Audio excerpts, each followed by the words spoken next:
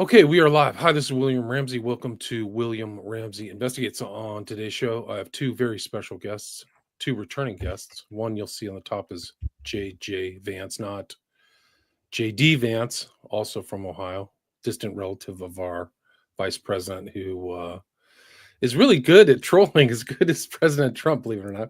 And also we have Nick from the Occult Rejects, and we were in the pre-show kind of talking about some of our earlier shows. Yes. And Nick and I are, I think this is our 14th or 15th. And JJ and I have done, this is our fifth. Let's see, we did 4 solo together and did a number with the Occult Rejects. But JJ, let's go back and look at some of our earlier shows we did. Did we go to the moon? Something funny about Joe Rogan. Right. We talked about Ackerman, who was the kind of publisher for all these kind of sci-fi characters. He was a character in his own right in Hollywood. And I forgot, we did one other one. I forgot what it was. But anyway, today, if you're watching this on Rockfin, Rumble, or X, we are going to talk about this strange event, the Zizians. The Zizians trans death cult, which is unbelievable. I don't know how many connections there are. There was 3 known deaths. It ties back to California, I think upstate New York, somewhere else.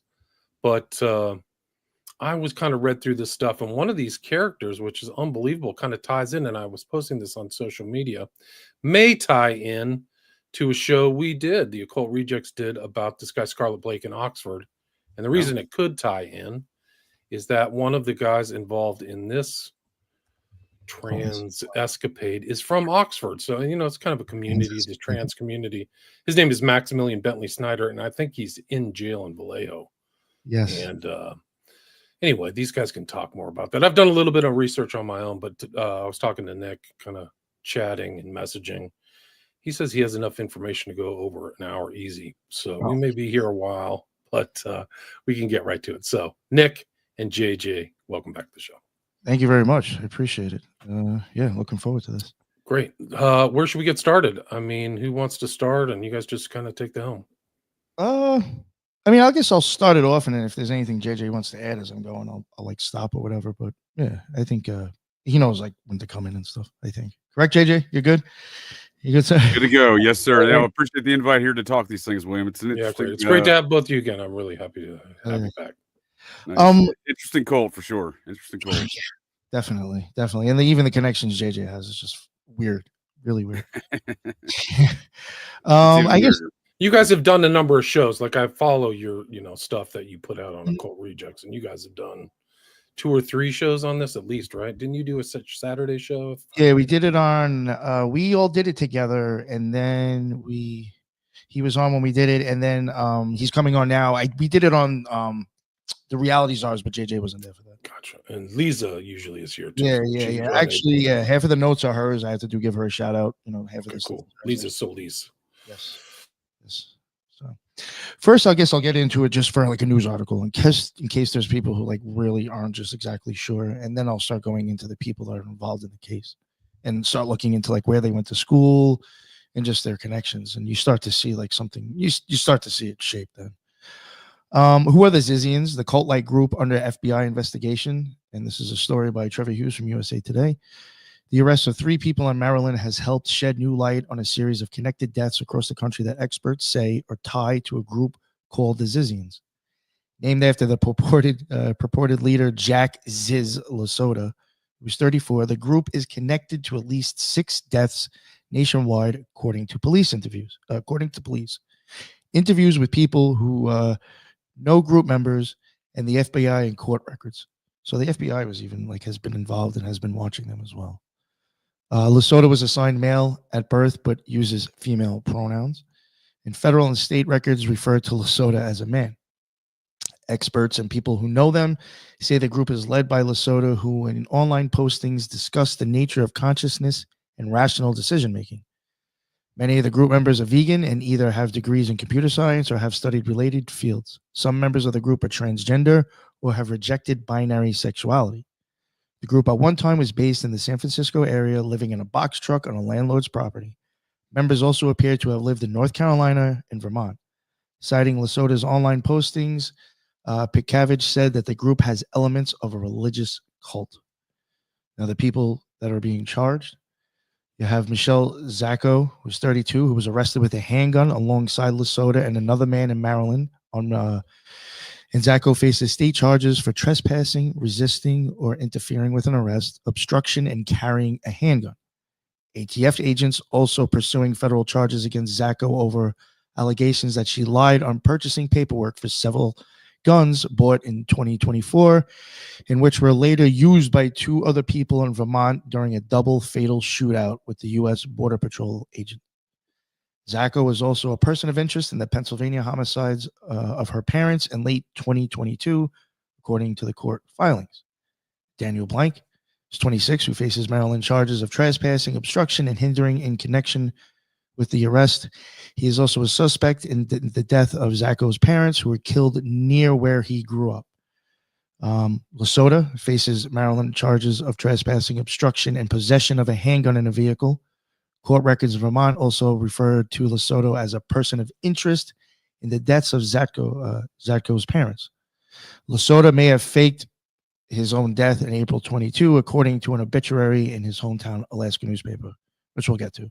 So a few of these people, I think, faked their own deaths, actually. Teresa Youngblood, 21, accused by federal prosecutors of shooting at U.S. Border Patrol agent David Milland on January 20th near the Canadian border in northern Vermont. Milland was killed in the exchange, and the German national Youngblood was Milland was killed in the exchange, as was a German national Youngblood was traveling with, Ophelia Buchholz. Federal court filings indicate Zacco bought the guns Youngblood and Buchholz were carrying. Youngblood is in federal custody. And finally, Max Snyder, he's 22, who late last year got a marriage license to wed Youngblood in Seattle, Washington, where they grew up. Snyder is accused by Solano County, California, and prosecutors of ambushing and fatally stabbing a landlord who in December 2022 tried to evict Lesota and the other group members from his Vallejo, California property.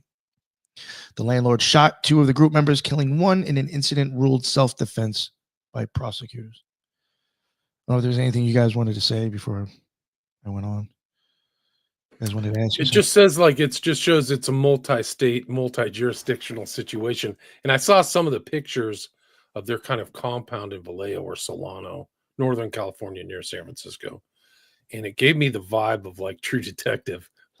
Yo, that's what it looked like, right? Yeah, it really did. I And heard, I think they were walking around with gas masks like True Detective. And I don't know if they were trying to emulate it or whether it was unintentional or intentional, but it looked just like it because it had True Detective had those steel, transport boxes or whatever you call them that are use international shipping containers or whatever. So even at one point, the cops get called on them because they're walking around where you were allowed to have a handgun out, out in the open, but they were just doing it so blatantly. They were even something's wrong with these people, especially with the way they're dressed.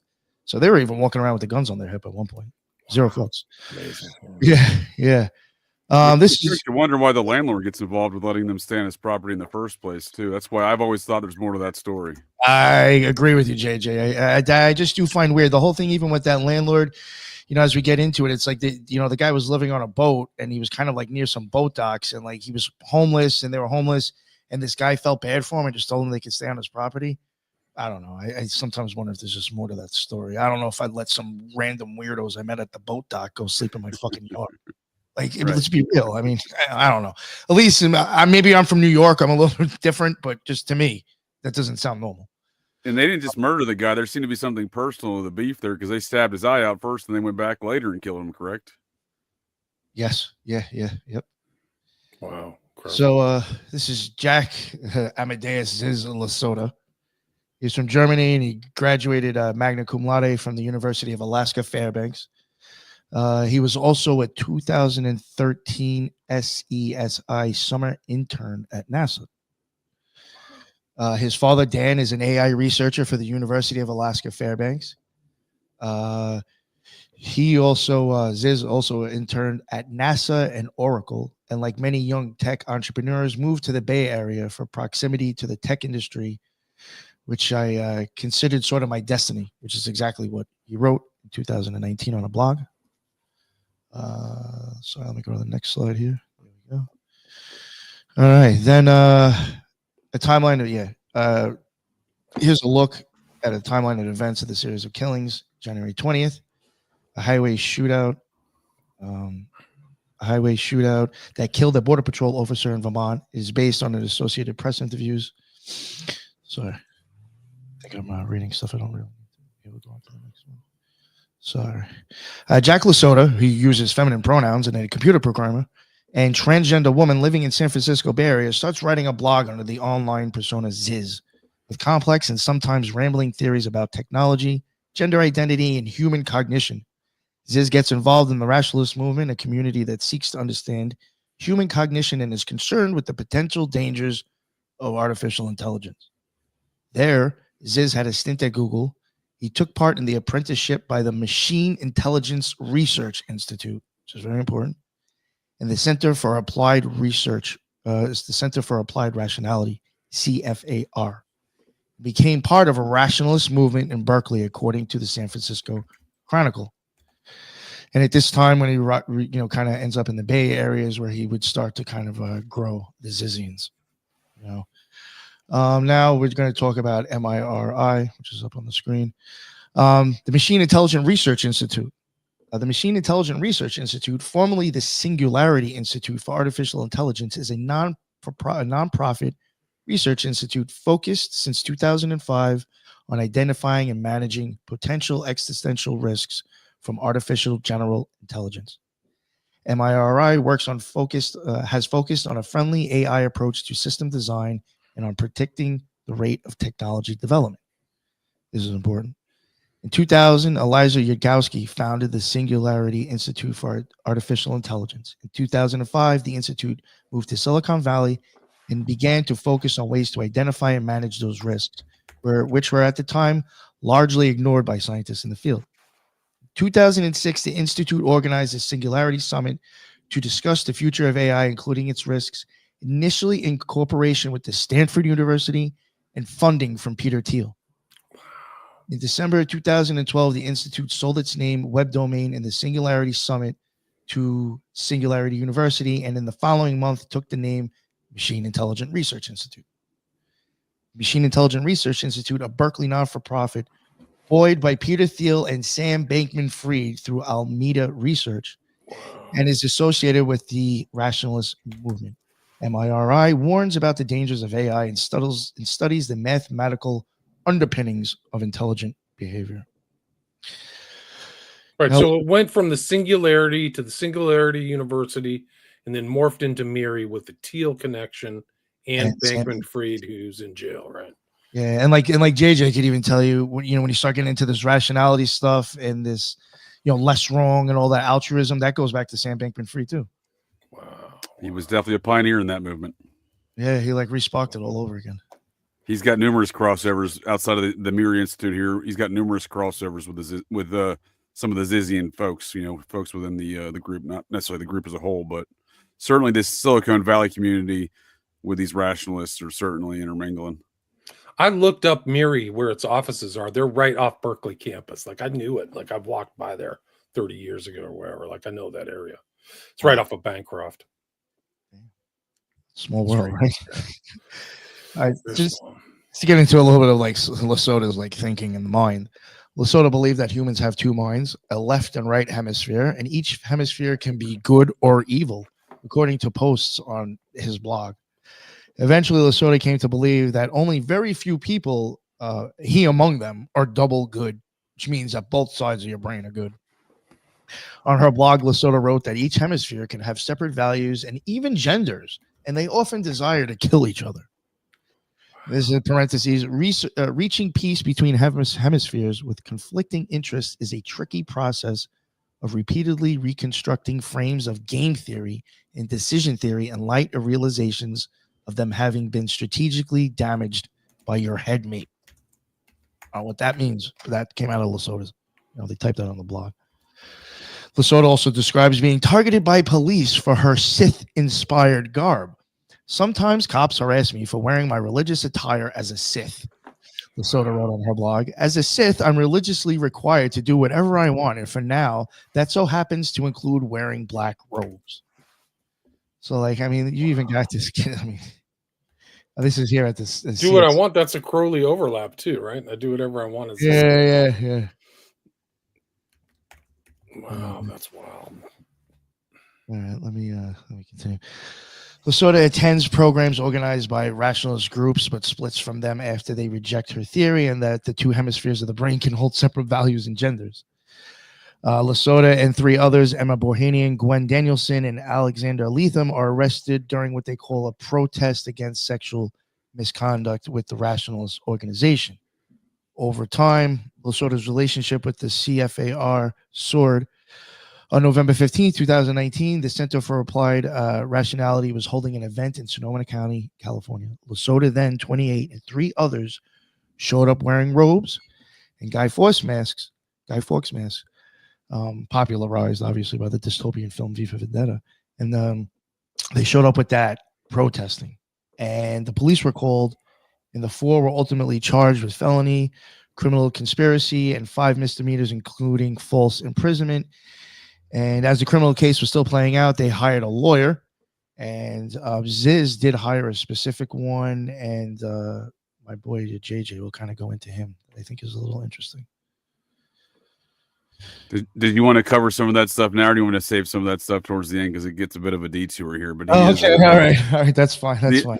I'll just give on that note. I'll give you a quick note on that. Is the guy that he hires is a very prominent attorney who ran for district attorney of Los Angeles last year, deeply connected to a number of questionable figures, including these animal rights communities, which is something the Ziz cult was interested in. Animal rights, as in like best friends animal rights. Precisely. That's correct, sir. Wow. That's correct, sir. All right. Well, real quick, just to, this is according to a post, and I haven't mentioned this before. Supposedly, this is why they went there and protested. MRI, on her post, it says MIRI paid out to blackmail over statutory rape, theft of donor funds to deceive donors. CFAR helped cover it up, implemented in part of their president and founder pushing anti-rationality and anti-ethics. This is enough institution betrayal to make anyone flinch into betrayal of blindness. She also does make claims, like I said before, that there was rape covered up and that they are kind of against transgender people because none of them have ever gotten promoted or gone anywhere. So that's some of the reasoning, supposedly. Now to get into Amir. Where was that? Oh, sorry. A little lost with the things here. All right, Amir Bohanian. Bohanian was born in South Carolina in 1991 and grew up in North Carolina. He was diagnosed with Asperger's in his youth and transitioned to female at age of 21. Bohanian exhibited brilliant intelligence as a child and started computer programming in the 6th grade. A person close to Emma remembered that as a teenager, that he would scour Google's code and identify mistakes, for which the company would pay him for. Around 2013, moved to the Bay Area to work officially for Google, first as an apprentice and then as a programmer, winning awards for work. Bohanian later became disillusioned with Google, telling the family that the company was corrupt. He grew concerned about the threat of AI and started spending time with the rationalist community in Berkeley, as well as people associated with MIRI, an organization to which she donated $12,000 to, alongside much larger donations like Peter Thiel and the Peter Thiel Foundation and Sam Bankman-Fried. You can even go see on their sites how much money they've donated. Through the rationalist community, Bohanian met other Zizians, including Ziz, Danielson, and Alex Leatham, but the foursome soon turned on the rationalist movement, accusing it of anti-trans belief. According to Andy No on Twitter, he says, I found the Twitter X account of deceased Ziz trans terror cult member Bohanian. He was deep in Antifa anarchist ideology and followed several prominent Antifa accounts, and then names a couple of them. Not going to bring them up. Bohanian posted about the importance of killing Nazis and argued repeatedly that killing is central to justice and vengeance against evil.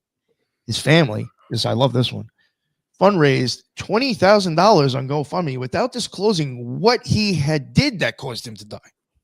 Leftists have honored Bohanian for being a trans person killed in gun violence. Wow. Silly shit.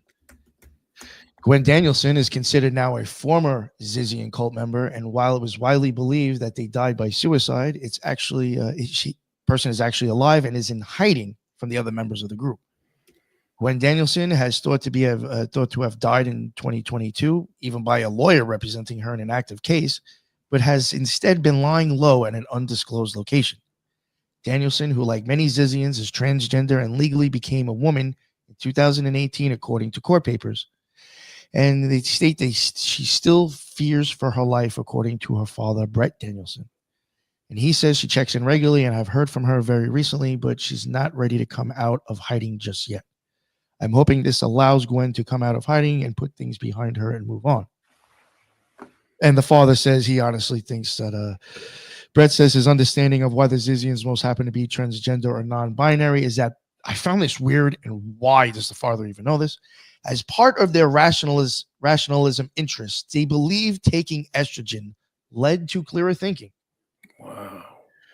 Which, if you're a man and you do have low doses of estrogen, it can actually do that. Not saying to do this, but it will work. Believe it or not, a small dose of estrogen actually make men more muscular. As crazy as that sounds. Gwen spoke a lot about the difference in the way of mental acuity with estrogens versus testosterone. He told the Post. Now into Alexander Leatham. Alexander Leatham, Open Vallejo documents report that Leatham also lived on the Vallejo property with Lesota and Bohemian. It is alleged that it was Alexander who impaled Curtis with the samurai sword. Lind then fired shots to his attackers, wounding Leatham. Leatham is charged with attempted murder and murder of Curtis Lind. Lind had survived the first attack and was the key witness in the trial against Leatham and Dow. According to additional court papers, Leatham and Dow is also being charged with the murder of their friend Borhini. Now we'll get into a little bit of the Center for Applied Rationality. In case people didn't really know much about that, that is a non-for-profit organization in Berkeley, California. It hosts workshops on rationality and cognitive bias. It was founded in 2012 by Julia Galliff, Anna Solomon, Michael Smith, and Andrew Critch. Their goal was to improve participants' rationality using a set of techniques from math and decision theory for forming your beliefs about the world as accurately as possible. Part of the rationality movement surrounding Eliza Yudkowsky website is Less Wrong. If you ever heard of that, that's a big site for them. And the group also teaches classes for Facebook and the Thiel Fellowship. Anna Solomon, co-founder of CFAR, organized events that were attended by Lesota and associates who are now suspects. Even she had said at one point, if you're young and naive and someone convinces you that you're really two people, one is good and one is sinister, the world depends on you on doing good stuff. That powerful setup for manipulation. So like even this lady who was involved in this stuff and was kind of like this person's mentor even said this person's gone fucking nuts. So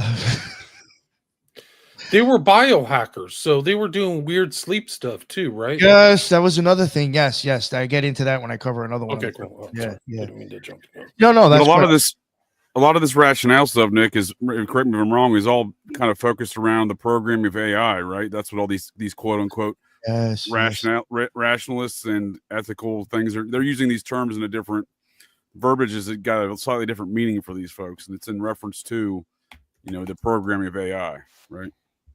Yes. And then CFAR even has like a scholarship that is provided by Jan Tallinn, who was the founder of Skype. Oh.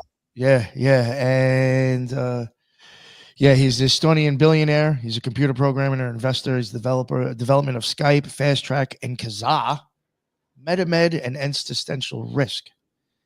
And selected Estonia students are sent to workshops. And like Estonia is like it is like known as like one of the best like in the world.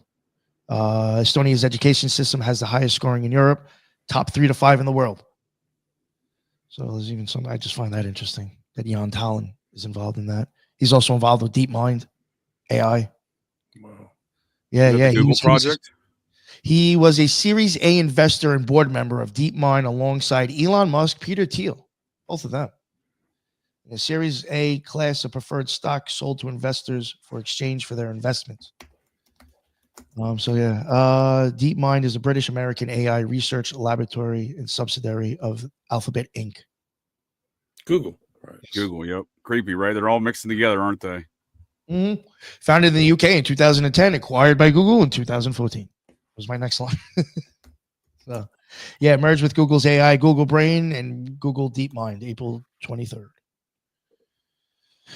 So, the U.S. Coast Guard. Now we'll get into a little bit with Ziz faking his death here. I did mention that before. Let me just get to the slide here. Here we go. So, Jack the Ziz, the Zith. It's the Zith himself. The U.S. Coast Guard responds to a report that Lesotho had fallen out of a boat in San Francisco Bay. No body is found, and an obituary is published. In August of 2022, Friedman received word that Lesotho was presumed dead after falling off a boat in San Francisco Bay. A brief obituary was published in Lesotho's hometown paper, the Daily News Miner in Fairbanks, the following month. And it states, Jack Amadeus Lesotho left our lives, but not our hearts on August 19th after a boating accident. It read, loving, adventure, friends, and family, music, blueberries, biking, computer games, and animals, you are missed. Lesotho's lawyer emailed the attorneys for the retreat center, informing them of the death. There were witnesses in a U.S. Coast Guard search. I verified with the Coast Guard. It even says in the thing, but nobody was found. And it's a wild tale. Not the only fake death in this group, right? But I wonder, how much this California attorney of Ziz has helped out with this whole charade in this instance of the fake deaths. And it's like really hard to like even actually. I mean, for me, it's a little bit easier now because I've done this a few times. But like even the first few times, I was still confused who's who at some point. Right. So like when you want to changing sexual identity, I'm a guy or I'm a girl today, and some of them have multiple aliases. Like, how do you even know who's dead or who's alive anymore when you're starting to fake stuff? That's the magic of the Zith Lord, right? Zith. Jack the Zith Lord. Oh, right, good. Let me get to the next slide. Sorry about this. All right, next one. Here we go. There's Curtis Lynn after he got stabbed in the eye. Curtis Lynn goes to court seeking to evict Lesotho, Bohanian, Lethem, and others who have been living in vans and box trucks on his property in Vallejo, California, for non-payment of rent. On November 15th, 2 days before the eviction deadline, Lynn is impaled with a sword and partially blinded in an attack during which he shoots and kills Bohanian. Concluding that Lynn acted in self-defense, officials charge Lethem and Suri Dow with murder. Lesotho is not charged, but police report having contact with her at the scene. November 13th, 2022, after Lesotho's apparent death, the California landlord Curtis Lynn is stabbed, and when he was he was ambushed by the people. Eventually, he shot two of them, like I said before, and killing one of them. And eventually, because of this, he ends up calling the cops, and the cops end up coming across Lesotho. And they knew he was alive, and they ended up contacting the deputy district attorney and told them, like, we were saying Lesotho was contacted by PD over the weekend. He was on the scene and alive and well. So like they knew at that point, but I just feel like later on, like they are surprised when I guess they find them again. I don't know. They didn't seem to do much about it. But so now on to Suri Dow. Details are slim about Suri Dow, one of the two people charged in connection with the melee at Lynn's property. Dow, who was 23, was allegedly part of the group that attacked Lynn in November 22, resulting in the death of Bohanian. Dow was taken into custody and charged with first-degree murder. According to court records viewed by the San Francisco Chronicle, Dow has allegedly been in communication with Ziz since being put into custody. Ziz has encouraged Dow to escape from jail, prompting Dow to flee from the cell. I think that's funny. And Dow has been removed because they don't see him in the jail list anymore. Seems to have moved to a hospital in the mental ward. So then we have in December 2022. Get to the next slide. You got them now. Rita and Richard Zanko are shot and killed in their home in Chester Heights, Pennsylvania on New Year's Eve. A neighbor doorbell camera captures audio and video of a car pulling up to their home and a voice shouting, "Mom," and another voice exclaiming, "Oh my God, oh God, God." January 2023, police are questioning the Zacco's daughter, Michelle, at her home in Vermont. A few weeks later, officers briefly take her into custody at a Pennsylvania hotel, but release her without charges. Lasota, staying at the same hotel, is arrested and charged with obstructing the homicide investigation and disorderly conduct. And that's their daughter who was a man, right? So they're trans. That's what's confusing. That's what to tell you the truth, what I think the deal is. I think all of these, I could be wrong, but I think all of these are dudes going to women. That's what right. Right. Make it a little easier. Wasn't Lasota's reappearance? This was like, surprise, I'm not dead, right? Mm-hmm. Yeah. They thought he was dead, right? And then he's hiding out in this hotel room. Yeah. But then the other ones were told that he was still alive after Curtis. So I mean, it's like, it seems weird. I just don't understand that. You know what I'm saying? Yeah. January 2nd, 2023, Rita and Richard Zanko bodies are found inside their home in Chester Heights, Pennsylvania. Rita was 69 and had a gunshot wound to the back of the head. Richard, who was 71, the bullet wound to the right hand and another to his right temple. They were determined to have died 2 days prior to New Year's Eve. And the PA State Police said it was believed not to be a random act of violence. And 10 days after the Zacco bodies were discovered, the PA State Troopers showed up to Candlewood Suites near Philadelphia Airport. They had a warrant to search the room and car of Michelle Zacco. They knocked on the Zacco's hotel room and took her into custody. Troopers were looking for the handgun believed to be involved.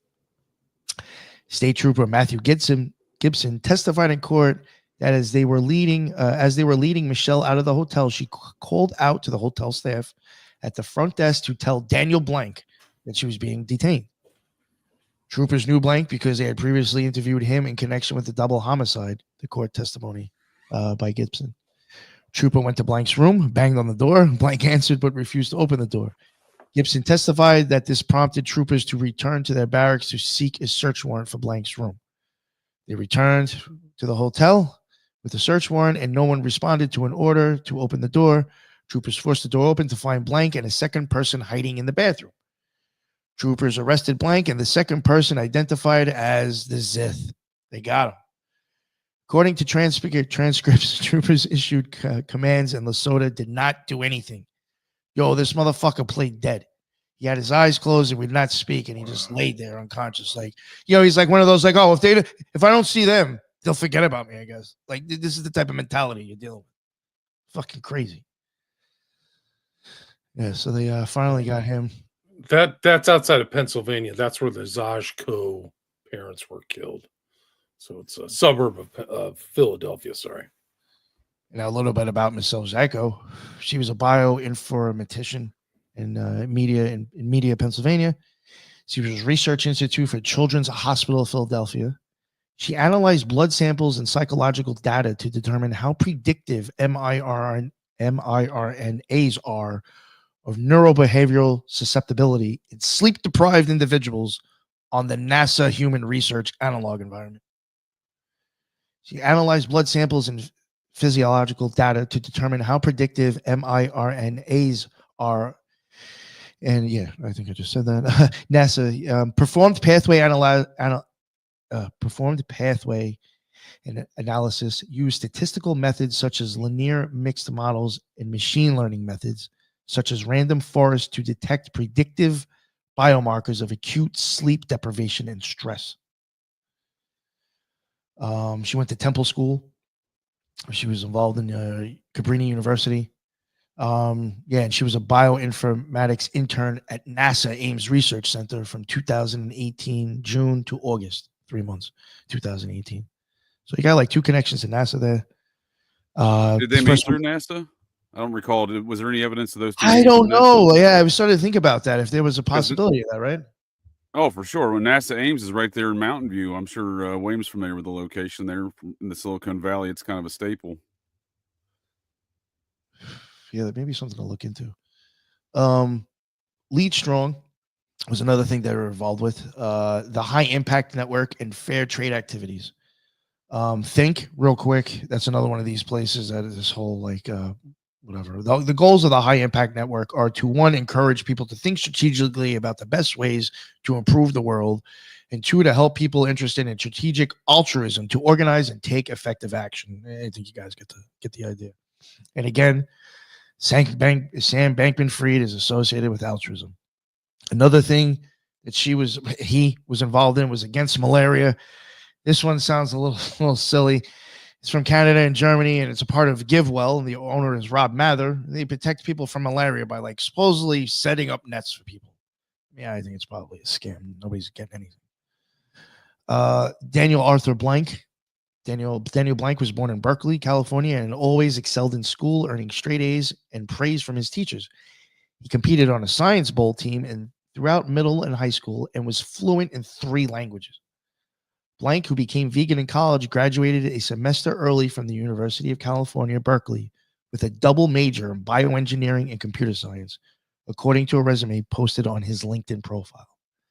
As an undergraduate, he conducted research for 2 Berkeley professors and interned at Oracle and Daphnia Labs. Well, so that's Lesotho too, right? Also, No, this is Daniel Blank. I know, but wasn't Lesotho? Oh, yes. He passed through Oracle too, if I remember. Blank's mother said he accepted a high-paying corporate office in Oakland following graduation. Blank's parents told Open Vallejo in an interview Monday that they believe their son's involvement with the group may be a result of brainwashing. He's not a violent person, his father said. Alexander Blank. I don't think that Daniel actually did anything really wrong except maybe being with the wrong people. Public record shows that he's never listed Sacramento as a home address. Maryland court records show that the home address he gave authorities after he was taken into custody is actually a private mailbox station on Rockingham Drive in Rancho Cordova. A representative for the firm told the Sacramento Bee on Thursday that Blank had rented a virtual mailbox for 3 months last year, never having stepped foot in the business. He did everything online. Blank had rented the box to have mail received at a physical location and sent to him electronically. And in Maryland, and I can't exactly figure out how, but he was supposedly known for faking his death in 2022. Again. Then in June in 2023, this is another thing I find interesting, is like how these people even got bailed out. June of 2023, Lesotho released from custody after posting $10,000 in bail. He failed to return to court, and the judge then issued a bench warrant. Friedman said that he hadn't heard from Lesotho since 2022 and had no idea of whereabouts. I represent vegans. We believe in nonviolence. Violence, Friedman said. So, like Felix Buckholt, who also referred to in court documents as Ophelia, begins renting half a duplex in Chapel Hill, North Carolina. Ophelia Buckholt, who's dead, also had a work visa from Germany and went to the University of Waterloo, which steals a connection. He grew up in Germany, where he was a mathematics whiz kid, winning awards and accolades in his scholastics for both math and computer science at a national level. The university media release from 2019 said Buckholt was a member of the school's team that competed at the William Lowell Putnam mathematical competition. In 2014, won the gold medal at the International Olympiad in Informatics. It's the most prestigious high school coding contest in the world. Online records show that he was involved in the university's computer science club as an executive member. He interned at Jane Street Capital in New York, an elite quantitative trading firm, in college. And then he transferred to female after college. Buckholt's now deleted LinkedIn profile said he worked in New York's office of Tower Research Capital, the high-frequency trading firm. He joined Tower in October of 2021, following 2 years at Radix training. And if I even remember correctly, like this job, they're making like $500,000 a year. So, and after graduating, landed a quantitative job trader. Making $500,000 working for a New York City trading firm. In 2022, AI researcher Jessica Taylor, who was involved in the Berkeley rationalist scene, met Buckholt at an event in New York City. She said Buckholt was bright, but a bit weird, socially awkward, but not usual of people there, even different than them. He hung out several times over the year, and discussions became centered on Ziz. Buckholt was enthralled with the Zizian tenets. And basically, disappeared. Even their friends, her friend even told her to stay clear of them. They were considered a death cult. Doesn't listen. They lived in an apartment in New Jersey, in Jersey City. And the apartment was a gathering place for her network of friends and educated transgendered women. And then we're going to get into Teresa Youngblood a little bit. If I may interject there, Nick, this character that worked at the Wall Street high quantitative trading firm, what was this Transpocalypse Zizian member's name again? That was, I'm trying to find the exact, the right one. Buckle? Ophelia Buckholt, yes. Yeah, Ophelia Buckholt. Yeah. Felix Buckholt, there we go. I couldn't remember the original name there. So old Felix Buckholt and Sam Bankman-Fried were there at Jane Street Capital together.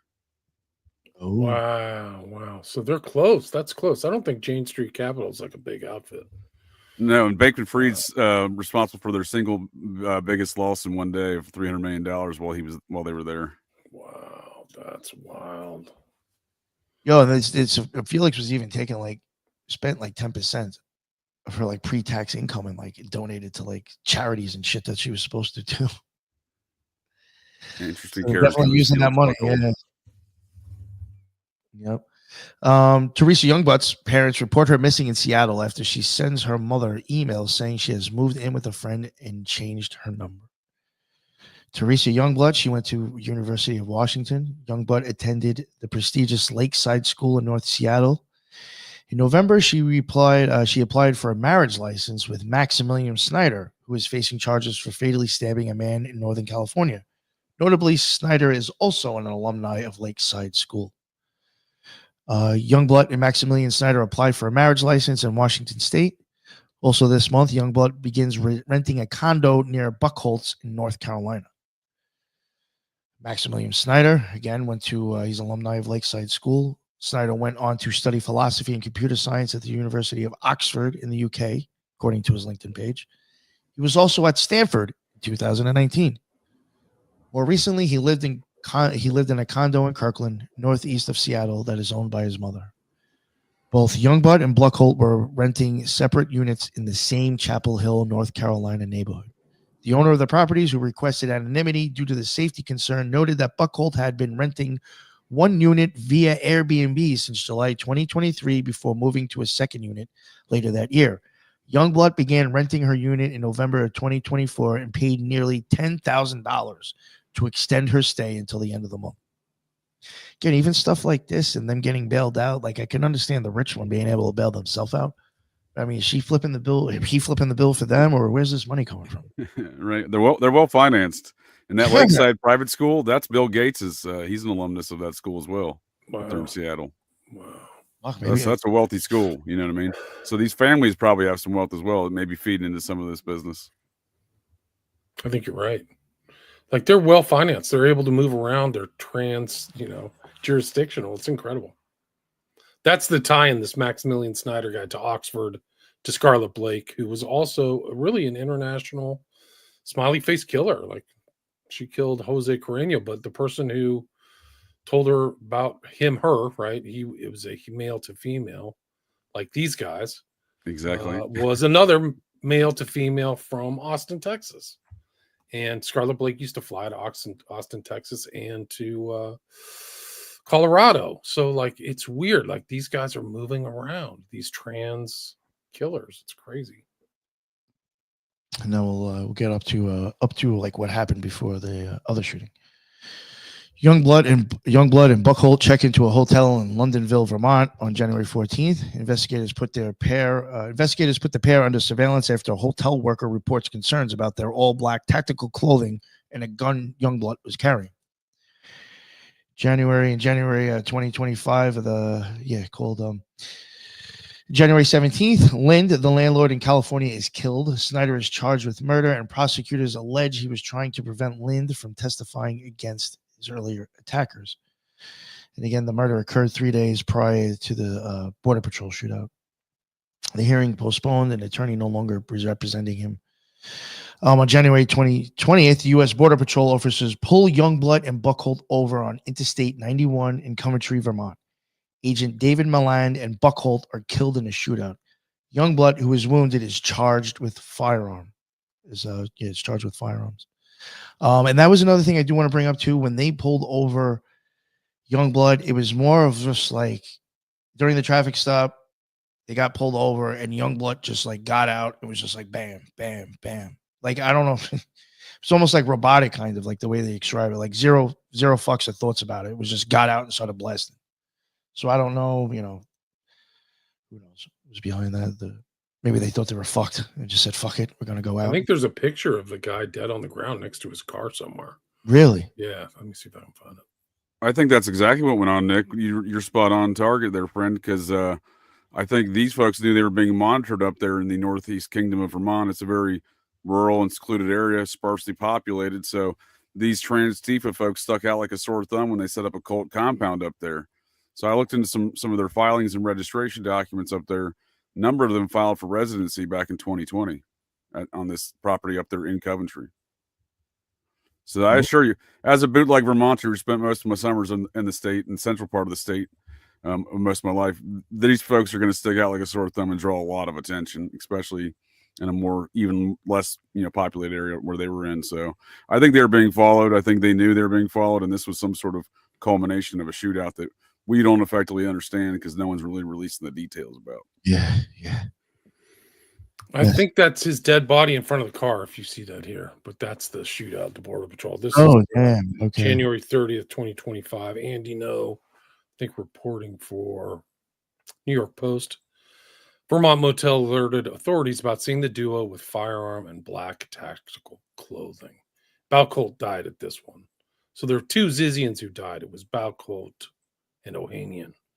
Occult died in Vermont and Ohanian died in California, right? Yes. Occult and Teresa Youngblood had been under surveillance for several days prior to being pulled over, like JJ was just saying, in the Toyota Prius for an immigration check. A network of friends and said Buckhold had been drawn into a cult-like group. The guns that were found with them after the shooting had been purchased by someone purporting to be a resident of Orleans, Vermont, from a licensed firearms dealer in Mount Tabor, Vermont.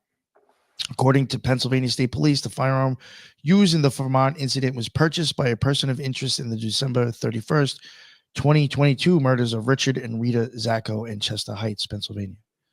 Both Youngblood and the gun purchaser had been in regular contact with an individual linked to the Pennsylvania investigation, who is also considered a person of interest in a separate homicide case in California, as detailed by U.S. Attorney Michael Drescher in court documents. That person, the prosecution memo says, is a person of interest in a dual homicide investigation in Delaware County, Pennsylvania. Buckhold flew into the United States in the hours preceding the Pennsylvania homicide. Both the defendant and the person who purchased the firearms in Vermont are acquainted with and have been in frequent contact with an individual who's detained by the Commonwealth of Pennsylvania during that homicide investigation. That individual is also a person of interest in a homicide investigation in California. The government motion says Youngblood had traveled internationally in each of the previous 3 years, although no information on which country or countries is provided. I find that weird. The FBI also seized a journal that allegedly belonged to Youngblood. It contains sections written in cipher text, which is encoded messages that need an algorithmic key to decode. Some portions that can be read include phases suggesting hallucinogenic drug use. Prosecutors say, including, and these in parentheses, coming up on acid, not really sure what to spend this trip on. This LSD trip seems pretty mellow, and I feel kind of high vibration-y, maybe more so than other LSD trips. So obviously drugs are being used. The couple raised alarms when seen skulking about small-town Vermont dressed in black technical gear. Youngblood was also, Youngblood was also wearing an exposed pistol in a holster, according to an FBI criminal complaint. Open carry of a firearm is legal in Vermont, but it added to concern in a hotel clerk in Londonville, Vermont. So, obviously they looked like they weren't, from around there or up to no good. Right. The couple didn't talk much with the officers who came to speak to them, and they checked out of that hotel soon after their contact with the officers, according to a criminal complaint by the FBI. The pair traveled north and instead spent the night and next 5 days in Newport. Court records reveal that Youngblood and Buckhold had been under surveillance for several days leading up to the January 20th shootout. They saw Buckhold buy rolls of aluminum foil at Walmart and then sit in the couple's car wrapping unidentified items in foil sheets. The FBI later found the foil wrapped cell phones at the scene of the shooting. Wow. So they were like tactical.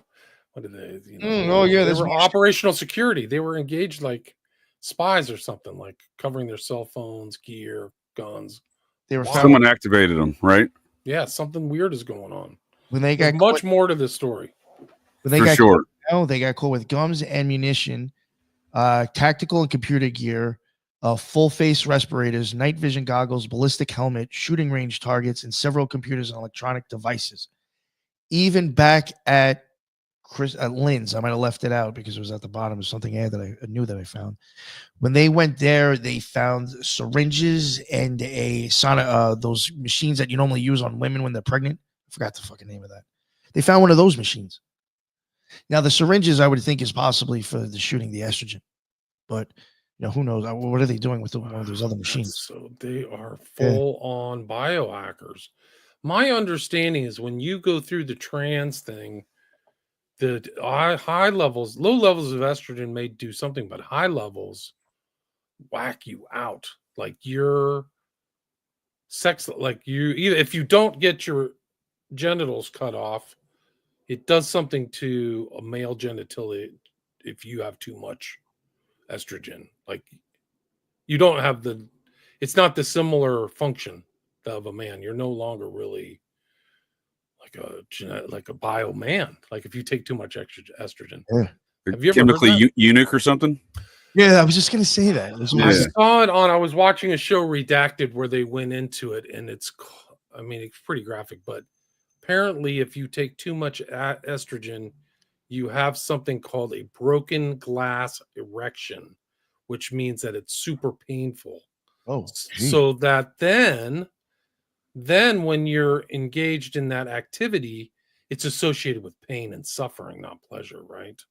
And so it's like mixing up the brain waves, because the stimulus to your brain isn't pleasant. It's not, you're not enjoying, right? Because you have so much estrogen, you have this painful, situation. Oh, yeah, you take too much. You'll start. Yeah, that's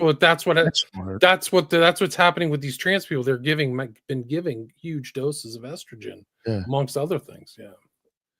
And then just like real quick, also, on February 16, 2025, when Lasota and Zacco were arrested, they were also dressed in black and two wore gun belts holding ammunition. A rifle was found in the back of one truck and a handgun on the front floorboard. Also, Zacco, who refused to put her hands behind her back, was taken to the ground carrying a handgun. A Maryland court has ordered a blogger known as Ziz. Sorry, repeat myself. But yeah, so they did get caught with a lot of shit too. Eventually, once they got caught, they definitely had guns and they had weird equipment. Lots of weird equipment. It's the Transpocalypse attacks. So this equipment they get busted with in Vermont, I tend to think that this compound up there that they seem to have been operating out of, that's being obfuscated from reports and focusing on this hotel, it seems to be a lot more Zizians running around up there. For example, the one you were talking about, I think that's mentioned as the unnamed party who purchased the gun from Orleans, Vermont. That's the one I'm talking about. Blank, I think it was, who registered as a resident there back in 2020. So there seems to be more, like maybe the equipment and ammunition and guns were only a portion of the cash from the nearby compound from where they were staying at this hotel. You see what I'm saying? Yeah. Lots of weird stuff though, for sure. All right. Well, JJ, I'm done. So it's up to you if you want to take off with your rabbit hole here. All right. Well, I'd like to put out some notes on these weird medical experiments you're talking about, because one of the most fascinating aspects I find about it is these hemispherical brain experiments they're doing, right? Which seem very MK Ultra like. And when you look at the full tactical activated assassin stuff going on here, it makes you wonder what is going on with this group, because I guess, correct me if I'm wrong, Nick, they're trying to intentionally, through sleep deprivation, drugs, and other measures, trying to make one side of the hemisphere of the brain more activated than the other, and then vice versa, playing with each side. Yeah, they do even have practices, I think, where they cover one eye, like it's supposedly, like I think, supposed to start to shut off the other side of your brain. Like they even have ways of like which I think I actually read into. There is something to that, but like they're trying to do it. It's called unihemispheric sleep, UHS, a form of sleep deprivation, which is never good. Like sleep deprivation and the association with mind control. That's one of the kind of things: isolation, sensory deprivation, sleep deprivation. It's not good. Wow, crazy. I can definitely go into old Jack Lasota, the Zith Lord's California attorney, who basically, how deeply involved in this fake death he pulled off in the Bay Area. It's inconclusive. Clearly, this guy was his representation out there in criminal matters at that time, preceding his fake death that he was avoiding there. So, and he is referenced in the obituary as the attorney, who's sending this alleged death notice out to newspapers and stuff. So, to what What's extent his name? his name is, like, if I may share my screen here, I'll go through a quick tour of this character and Sounds good. show you who he is. Dan Kaplowitz is his name. And when Ziz is arrested in when he's arrested there in Maryland, this guy's quoted in the media basically saying, "Oh, he's a nice guy," that kind of thing. So, to the extent of the relationship today, unclear. But this is the guy who was representing him in cases preceding his fake death. Dan Kaplowitz ran for LA District Attorney in 2024 for the Green Party. Got a lot of votes, actually. He was actually a contender, strangely enough, Preceding that, he was in the exploitation film world. And he one of his friends and mentors in that world is OG Processy and John Waters, film director, Hollywood film director. I didn't know John Waters was a member of the process. Wow. Oh, yes, sir. He you don't have to take my word for it. You can just take John Waters' word for it. He starred in the Satanic Temples process church film back there in 2016 called Sympathy for the Devil, the true story of the process church of the final judgment. I had no idea.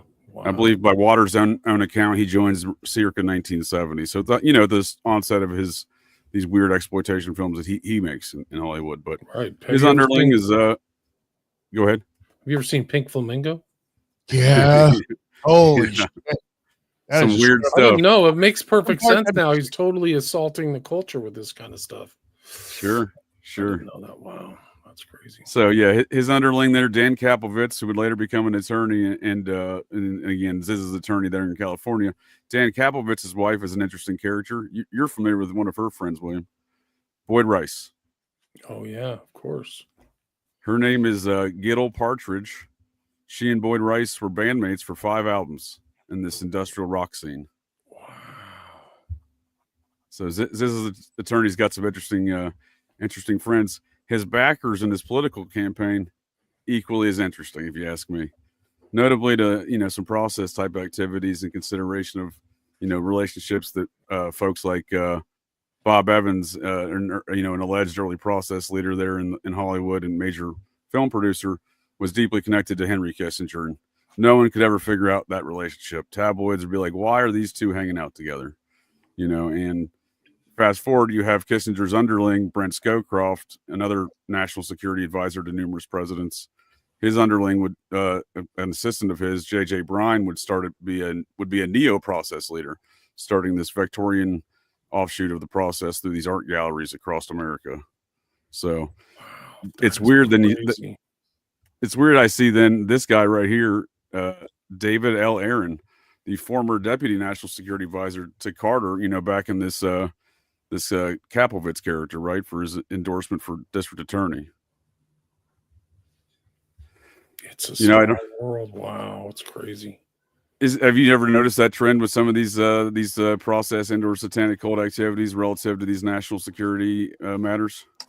I have not, but I am not that surprised. Here's Brent Scowcroft writing with George W. Bush. A world transformed. This is perfect. Something else, yeah. So David Aaron here would be the replacement to Scowcroft. Scowcroft was the deputy to Kissinger, and then later the advisor there to Nixon. I'm sorry, to Gerald Ford, And then Aaron would come in as Zbigniew Brzezinski's assistant to the Carter administration as the national security advisor. So, very, very powerful character back in this guy for district attorney. However, equally as interesting to me is this character here, Bob Ferber. He's a former deputy city attorney and full-time animal cruelty prosecutor, first full-time animal cruelty prosecutor in the nation. Wow. He also happens to run a series of no-kill animal shelters all across Los Angeles, and they're all financed and funded by the Best Friends Animal Society. Wow. So Farber here actually goes back in the DA's office back to 79 there in Los Angeles. He was a DA until, I believe, 2013, from 79 to 2013. So he worked back there for another kind of process-adjacent district attorney, Ira Reinhorn, there at the assistant. I'm sorry, he was the deputy. I'm sorry, he was the defense attorney for Leslie, one of the Manson girls. I don't want to misquote it, but yeah, one of the Manson girls. So he would later then become the district attorney for Los Angeles from 1984 to 1992. So and what did he cover? What case? Lots of them, right? From 84 to 92, right? You got Richard Ramirez, you got the Cotton Club murders, you got, the McMartin. I think he was overlooking McMartin for a little bit. Yeah, McMartin. Pretty interesting character, right? So this guy, they knew each other, right? Because he worked for Reinhorn there. But so Faber's got some interesting, connections. I don't know for a fact that he knew this guy right here, but this guy right here is another guy who recently got busted, financed by Best Friends Animal Society. His name's Stephen Baldwin. He was in here in Ohio. He's kind of the Best Friends Animal Society go-to pit bull trainer, right? That's how this guy was a key role in their whole system. And him and his associate, after they both worked as Humane Society officers in Ohio, then they both fled charges after stealing a bunch of money and killing a bunch of dogs. Now, the carcasses of these dogs, to all court records, have never been seen. This guy just got put away for 15 years, but he fled initially on those charges, him and his cohort. He goes to Los Angeles and is employed by an organization that was started and directly related to the district attorney fellow here, Bob Ferber, right? The former district attorney fellow and no-kill animal shelter guy. So whether or not they directly know each other, it's unclear. However, this guy fled charges in Ohio, went out to Los Angeles, set up a different no-kill animal shelter. Best Friends continues to send him pit bulls. For example, they sent him pit bulls from as far away as Austin, Texas during this time, right? So, and I like his tattoos he's got there. It says "Save Them," right? And save them being the Best Friends logo, save them all, right? So Snapcats is that Bob Ferber's main charity in Los Angeles, but again, he's integrated into all of these no-kill shelters down there. So when I see this pit bull guy escaping charges in Ohio, going down there, getting the pit bulls still down there, and connected to an organization that was started by Bob Ferber, I have to ask how much do those two know each other? Because the other cohort in the Ohio charges, he fled to El Paso, and Best Friends kept financing his operation down there too while these two were evading charges. Wow. Absolutely incredible. They're all into the whole, judiciary here in LA. It's off the charts. No wonder so many weird outcomes happen, It's pretty wild. And not only did the U.S. Marshals have to step in and go find both these men in Texas and California and bring them back to Ohio for charges, they were humane officers for the county, so they were stealing money from there. They were also stealing dogs from there. Again, by all court records, there are no signs of carcasses. So I'm assuming automatically at that rate, they're not just euthanizing as the court claims. I suspect these are being used in some ritual effect. That's my opinion, of course, but based upon there's no record of these euthanized dogs, they're just, suddenly murking a lot of dogs with suddenly no body somehow I have questions. And so they stole a bunch of money throughout all these processes. And again, he went to California, murked another 18 dogs, got more charges down there.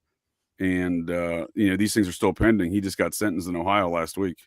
And last year, 2 years ago, when he came back for those charges, finally, his fingerprint got in the system, this Stephen Baldwin fellow. And he again, the top pit bull, one of the top pit bull dudes within the best friend's whole network. And again, they financed him on his fugitive status in California. This guy's fingerprint came up in a missing case out of New Hampshire in 2004, the case of Maura Murray. If you're familiar with that one, William. Yes, Maura Murray, the totally mystery case, right? Disappeared on the side of a road somewhere in New England, right? Absolutely. Yep. Upstate New Hampshire there. Yep. Yes, sir. Wow. So his fingerprint came back in that case, and the New York State police investigator is quoted as saying that, you know, he's still the number one. He's still their number one suspect in the case, and the FBI is now involved with questioning the guy too. So it's Stephen Baldwin character, right? Stephen Baldwin and there's a couple good thorough investigations of this guy already within the animal societies, right? So there's all these different no-kill other folks that aren't really associated with the Best Friends Network who are all calling this guy out over the years. So they've done some good backgrounds on the guy, but he changed his name from, I believe, Stefan Klockenstein or something. Just stand by 1 second. I'll give you the actual name. Wow, he had 32 counts. He was guilty of 32 counts. So this guy's like a raging criminal. Charge of cruelty to animals, grand theft, bribery, telecommunications fraud, tampering with evidence, and impersonating a peace officer. Wow. Yeah, and they stole millions of dollars. This was the screen I just shared. If you want to put that up there, William, his cohort in the Ohio operation, they stole millions of dollars and killed a bunch of dogs. This was a different guy. He fled to Texas. He continued to do the same nefarious actions in Texas that he was doing here in Ohio, as did Baldwin in California. So they didn't stop, even though they were under investigation and charges. Wow.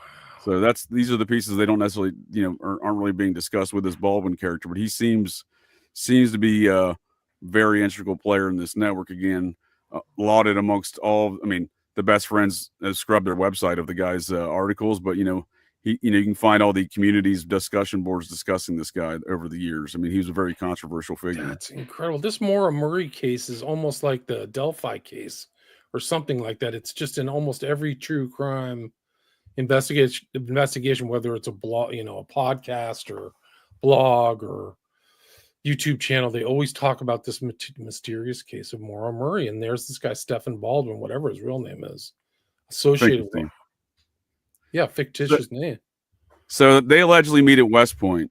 They dated at West Point when Maura Murray was at West Point. He allegedly leaves West Point at the same time she does, right? He just allegedly resigns. He's got a very dubious record that he's perpetrated over the years regarding his Army service and apparent alleged enlistment after he leaves West Point. So he's got a real shady kind of military situation going there. But he also has missing ex-girlfriends or other girlfriends that have died under mysterious circumstances, apparently. Wow. This is a whole nother show. Holy smokes. It's unbelievable. I didn't have any idea. So he's connected to these animal shelters. All these other characters are leading back to like Kaplowitz, to the Zizians, to all this stuff. Wow. Fraudulent dog whisperer. Holy smokes. That's a correct assessment. Yes, sir. And this guy, the fraudulent dog whisperer here, quoted in the court system of Ohio as the serial killer of dogs. He was a very affluent character. Character out in these affluent communities, that are always perpetrating these no-kill kind of things, doing dog shows. He's the go-to guy for pit bull trainers, right? If you have a pit bull that had a problem, this was your guy. And again, even when he went to California, Best Friends was still shipping him pit bulls from Austin, Texas. Wow. He's a nationwide star in these communities. Again, he had a lot of detractors. Again, they've built some interesting forms of kind of public search and investigations on the guy, which again draw into question his activities over a decade. This guy's been doing a lot of weird stuff for a very long time. Wow, crazy. The hit came back to a print found in the vehicle where Maura Murray was last seen before her disappearance in February 2004. James Renner, a journalist and well-known for the True Crime This Week podcast, has been following this missing persons case for a long time. The last thing I ever expected was for Stefan's case to intersect with Maura Murray's disappearance, but here we are, Renner said. Wow. Wild stuff, isn't it? PD, yeah, that is totally crazy. So that's his story. No, law enforcement has not confirmed this CD story. Neither has the FBI, neither New Hampshire State Police. So that is the story in which this fellow Stephen Baldwin has told James Renner, the author of one of those Maura Murray books. So do that as you will, with just taking that into consideration. That may not be the full story of where this fingerprint was, or the only fingerprint. Granted, it was 2004 when she disappeared. They hadn't seen each other since 2001. She had a different car, so whether or not she had the same CDs over that time, I suspect is, remains to be seen. But one of my interesting things from my research into the Zizians is like this center. What is it? The Center for Applied Rationality. Yes. One of the heads. They have some interesting heads. Like if you look into it, but I found a picture like of a guy who's like all over my social media for some reason. But this is one of the heads with this guy Destiny. So Eliezer, and then Destiny's kind of, I guess he's a leftist influencer or whatever, but he is like polyamorous, I guess is a way to put it, or whatever. Like weird stuff. Like this guy's really out there, man. Have you looked into this guy, Destiny? No. Okay, I won't get into it. It's too graphic. I've already been graphic enough with some of my stuff today. But look up this guy, Destiny. This guy on the left, his name is Eliezer, and he pops up at this. I think it's the Center for Applied Rationality. Let me pull that up. That's this one right here. So if this is it, he's either on the staff or maybe it's Moshowitz. I forgot what his name. I thought he was associated, but some of these guys are pretty, Jack Carroll, obviously trans or whatever. I forgot. Like he's either associated with this somewhere or workshops. He's either associated with the MIRI or CFAR. I can't remember.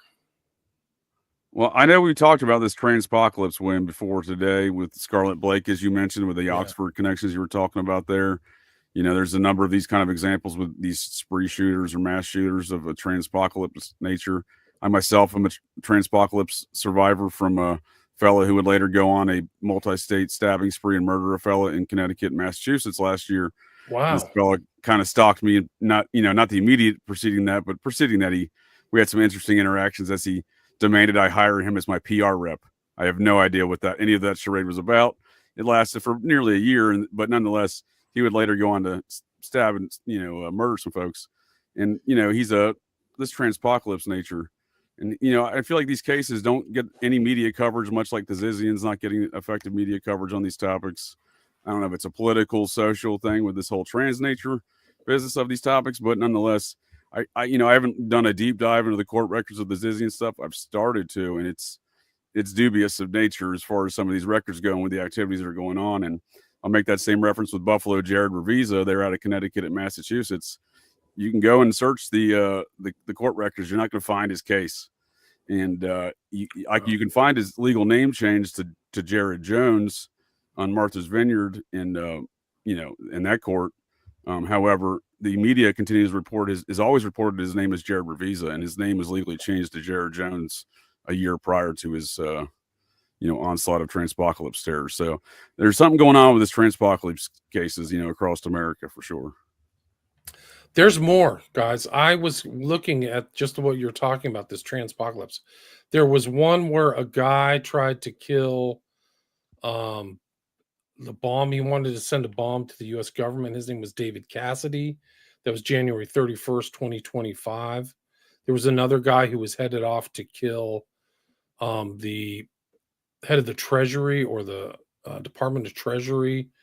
I think his name is Bessemer, but he was like, that's a new attempted murder. So like this whole Zizian thing is happening in the context of other attempted killings and things like that. So it's not, and supposedly the guy who was piloting, I don't know if that was ever confirmed, who was piloting that helicopter that caused the plane crash was trans. Did you guys hear that? I did not, but let's not. It wasn't really a woman. Yeah. Let's not soon forget the trans individual there at the Riley Strain event, right? With the smiley face cover on her phone. Right. You know, When I insert was himself in the wh- situation. when I was studying kind of the SFK cases, wasn't keying into the trans element, but there was one. His name was Naz Muhammad. Naz Muhammad. He's from Australia. He was in Georgia, and there was this trans person all around this case doing really heavy duty, crazy stuff online. And in my mind, I thought it was a woman, but then it turns out it was an African American trans person. I got to go up and pull up those files again and look at them again, because it'll freak you out, because that dude was wearing a smiley face necklace. Like, it's just off the charts. Like, whoa, this is like coming into this. The other trans person was Scott Bessent. He was trying to kill him by ramming his car and driving a knife into Trump from another January 30th, 2025. Anyway, just to go back, this is Eliezer Yudkowsky. He's part of Miri, so you'll see that on there. This is his what do you call it? Wikipedia, Machine Intelligence Research Institute, and then this is him with this guy, Destiny. And if you want to have a bad day, look up this dude. These are strange people, man. This, to me, this is a really strange person. This guy on the right. And I forgot, like, this is how weird the like media landscape is. He was like friends with Ben Shapiro, right? Daily Wire, conservative Jewish guy. And this guy on the right says there's like a back door of communication between some of these other guys in the so-called alternate media, where this guy who's like pansexual, banging dudes and women and whatever, can call Ben Shapiro and ask for help. So Ben Shapiro's basically promoting this guy. So all these weird kind of mysterious promotions that you don't see on the surface, this guy's validating this guy on the right, Destiny, associated with this guy Eliezer Yudkowsky, who's the head of Mary. Yeah, so that doesn't shock me, William. I could do a whole nother show on this guy, Destiny, and it would be unpleasant. It would have to be rated X. Like, it's bad, dude. Like, anyway. Well, Shapiro is probably his entertainment lawyer, right? Isn't that what Shapiro? I don't know, but it's like Shapiro's representing Christians. He moves to Nashville, Tennessee, in the buckle of the Bible Belt, and he's like a mix of Jewish and Christian, supposedly. And then he's like supporting the farthest of the far left wacko trans, like rainbow flag freak zone that you'd imagine. He's friends with that guy Destiny. Like, I would be like, I love you, my brother, but you do you. You're part of Sodom and Gomorrah, and I don't believe in your cultural, values. Anyway, so this is another one, January 30th, 2025, trans woman, Scott Bessent and Trump. There's only one earth, no future, no choice. Kind of totalistic language. And then here's another kind of thing before we wrap it up. I know we're getting close to an hour and a half, but I screenshotted this off of X. A study from 1988 found that 54% of sex killers investigated were transvestites. Wow. Think of how many we've had of them bucking shots off lately, too. Pardon me? They've come up for random, shootings. We have had. No, there's just all kinds of trans violence, man. It goes back to the broken glass stuff and how estrogen affects you, and the dysmorphia, and I don't know, like you're taking new hormones. Like, men self-regulate their hormones. They go exercise or do things. They whatever, self-regulate their aggressions and stuff like that, or channel it into hard work or whatever. But like, imagine like a dude having that and then taking a bunch of estrogen. Like, it must whack you out. Oh, yeah. You can go. It's the Transpocalypse. Yeah, Transpocalypse. That'll be our next show, Transpocalypse, because I bet you could just go find so many. Sure. And it's just like Scarlet Blake. They're not reporting it. Like in Scarlet Blake, he was a woman to them, to the judiciary. Like, the judge did not qualify it. Right. He should have said, this is his real name at birth. He decided to transition to a woman through Tavistock. It's an interesting story, too, because Mark Carney, who I studied inadvertently on the Pilgrim Society, just took over from Trudeau in Canada as the prime minister. He's listed in some of my slides for my Pilgrim Society presentation. His daughter went to the Tavistock Clinic. So his daughter was a man who transferred to a woman, just like Scarlett Blake at the same clinic. Nice. How many of these people overlap with each other? It's got to be a small community. Just like that one guy who in for the Scarlett Blake case, whose name I can't remember, dressed in fatigues like these guys, right? He was dressed for sure. There's a picture of him, the guy who ratted out Scarlett. Sorry. No, that's what I was going to bring up to you. That's a great point. It was that character you shared with us also. This Austin, Texas, fatigue wearing Satanist Transpocalypse person was also selling sex ads, right? Same as that Niles Muhammad situation with the trans person there, right? Yes, yeah. I have to get my Naz Muhammad files and go. I'll try to put together a video so you can see it. It is trip because that trans dude to female was in the sex trade too. Like she was doing or she was doing like, the burlesque shows or whatever, nude shows. And it was interesting. Dude, this will blow your mind. That's where I keyed into the Black Dragon Society because somebody at one of those masquerades had this black dragon tattoo that I saw on another victim of the smiley face killers. It's so freaking crazy. They use the same insignia and same determinants. It's really wild. Anyway, guys, we are close to the 90-minute mark. Why don't you promote yourselves, I know, JJ, you've been working. I follow you on social media, so I know you've been doing shows independent of the Occult Rejects. Maybe you can talk about your work and where people can reach out to you and where people can find your new podcast. Or add anything you'd like to add before we wrap it up, too. Whatever you like. I appreciate your time, Wayne. Appreciate the conversation. And it's always great. I enjoy these discussions here on the Occult Rejects here with you on these various crime topics, including the Scarlett Blake case. I think, in my opinion, you have identified a variety of very salient characteristics in this whole Transpocalypse smiley face killer crossover situations you've queued onto there with Scarlett Blake, this Niles Muhammad situation, this these Transpocalypse satanic assassin characters who were involved in the sex trade. These things should not be ignored. As far as these communities being big, I think those communities are very small. I think all of those folks in those communities know each other, and that's how they travel, as all these folks do within those pipelines, I believe, across the states, across the Atlantic, etc. So yeah, that's we did a number of shows on that. The Occult Rejects there with you, William, and I think that's some good stuff for folks to check out. But yeah, JJ Vance, host of Operation GCD, and I've been doing a lot of coverage on the Idaho 4 case. If folks are interested in that, I recommend checking that out for sure. And I've been doing a lot of Son of Sam process conversations as well over there with folks like Jonathan Mitchell and Dana from Rotting Jewels. Awesome. How about you, Nick? And I'll put links to all your stuff, JJ. So I'll put that. And I reposted the old Scarlett Blake interview I did with you guys. So that's also on my social media. So you can click through the links. I'll put it through the show notes for this as well. But Nick, anything you'd like to add? Oh, yeah, the Occult Rejects on BitChute, Rumble, YouTube, and all major podcasts. I do have my first video documentary dropping tomorrow as a premiere on YouTube. If people want to check that out, who catch the live tonight. Should be the one of it. What's the title? It's the St. Patrick's Catacombs in New York City.